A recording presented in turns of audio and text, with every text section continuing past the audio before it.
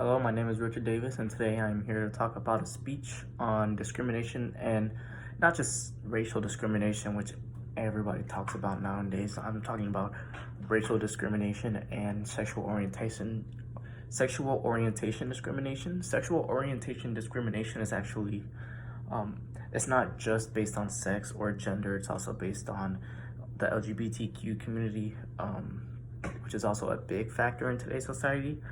And I feel like we don't talk about it as much, though we do protest about it a lot, which I'll get into, but I just don't think it's getting enough. I don't think discrimination in general is getting enough, how do you say this? Enough, I guess, notice from the government.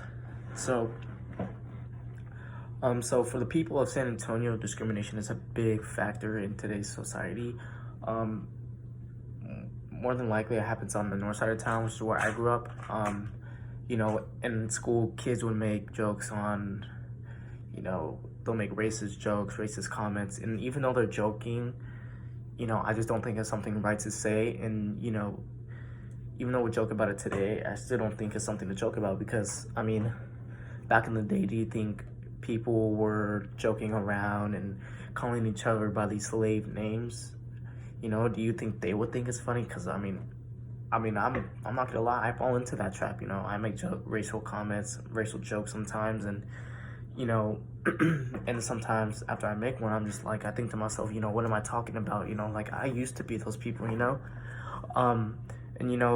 it's in our everyday lives, here in San Antonio.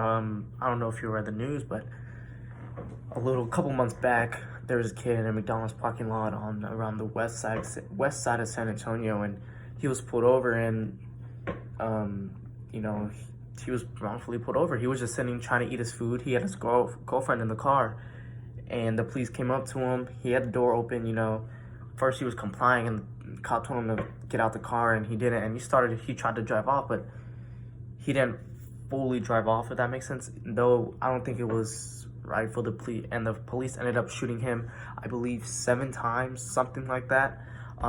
And I just don't think it was the right solution to that. You get a taser for a reason. You could have tased the guy, and I get it, maybe that would have caused injury, but you also would have saved a life, you believe. And I didn't really keep up with that event after that, but I do believe the child survived, and the child was only 17 years old at the time, and all he was doing was just sitting in the parking lot enjoying a McDonald's meal. And so then it gets into my second topic, which is sexual orientation discrimination. Now this happens everywhere. This isn't just on the north side of San Antonio or the west side of San Antonio. It's everywhere, northeast, southwest, any place you could think of, any little side of San Antonio, it happens. Even in freaking nowadays, I see people getting joked on about them liking guys, them liking girls, or them liking guys and girls, even back in school. Right now, to this day, people would laugh at, 2 guys kissing in the hallways. I know it's not the right thing to do, kissing in the hallways and showing PDA and stuff like that, but just them being laughed at for expressing how they feel about one another, I don't think it's right. I don't think it would ever be right. And there's protest on protest about, racial discrimination, the LGBTQ community, and, still the government is doing nothing about it, and they have yet to do something about it. And I think it's time that we just use our voices more and act out on it, and we force the government to do something about it, because sooner or later I think it's going to become a bigger part of our society. And even though it's sad to think about, it's also something true and something that we need to face as a community. And so about last year in 2022,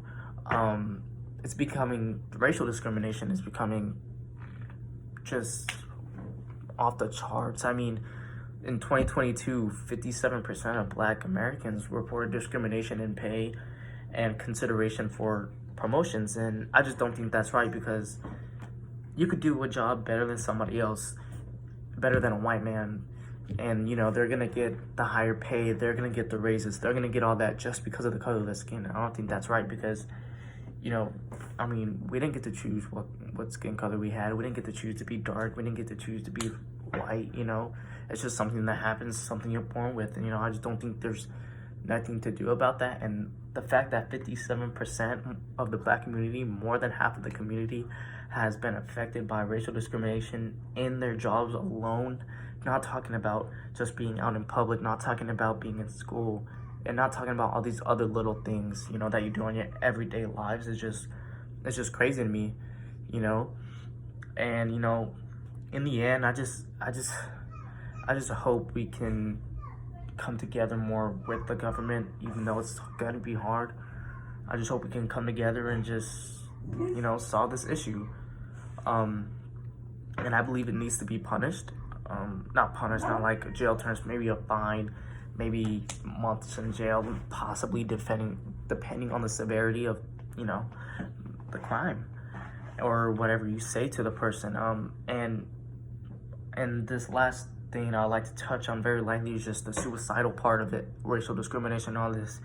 People are dying because they don't like the skin color they're in, and they're being convinced by other people on why they shouldn't like their skin color and things like that. And I just don't think that's right, you know. And for someone to end their life because somebody else tells them to because of their skin color, things like that, is just, I think that's why it needs to be punished in jail time or something like that. So thank you again. My name is Richard Davis.